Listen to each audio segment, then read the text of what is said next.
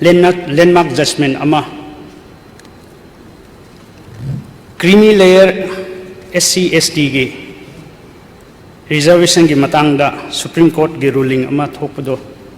mi miyam urambadi leiram gani parambasu leiram gani adun hojik ekhoi thoriba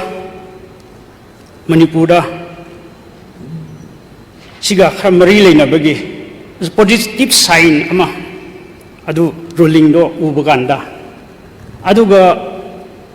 ngarang jiribam ge development ama akhoi social media da uwi adugumba peace puraknaba issue sing akhoi se hojik se la ibasida aina appeal tawjaningba ama khara leiba akhoi civil organization gi akhoi Manipur nungsibagi thabak at the same time democracy da akhoi dabi tawraga phangba yaba pot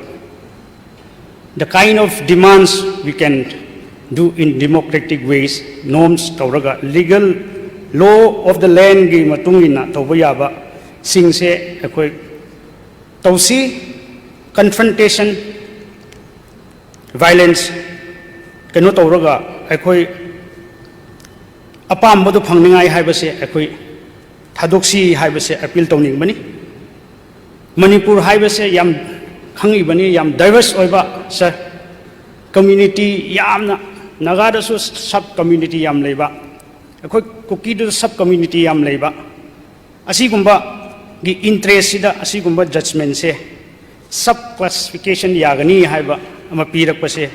akhoi yamna akhoi gi dama we are very fortunate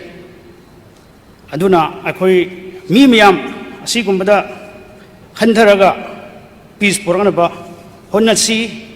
and at the same time yamna pressing oiba issue ama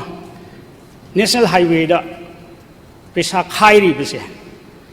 the kind of suffering and pain faced by the drivers and transporters akhoi Manipur da purakpa petroleum products khangde goods khangde asi se aina aigi kendra da ayamba national highway 37 sida tawre haiba pause ai appeal su tawjai ngasi su honorable speaker sir asi August house da aina appeal to janing badi akhoi mi miyam tawriba mi singbusu tawbignu haibase appeal to jabani ado civil organization ge leader singsu khungi authority sing praja sing adura leiriba natala line minded people sing akhoi drivers na transporter na face toriba akhoi gi damakta makhoi seba toriba mi khana di business tawe na khalum gani makhoi yaudrdi akhoi kram haina survive tawgodobuno hairu khallaga makhoi na wari bodu akhoi khita warsu effort pirga asi se hanthanigai mi miyam appeal to mi miyam da appeal to jabani and at the same time the kind of political discourse speakers nahan akhoi parliament da akhoi outer Manipur ki MP na personalized blame toba honorable chief minister bu adugumba political discourse it will never bring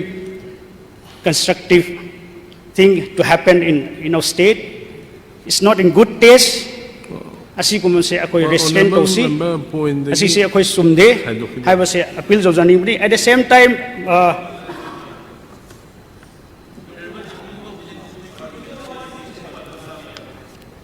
Hambil. Whenever lotion na ba no? Hoy Manipur kange haraga Manipur da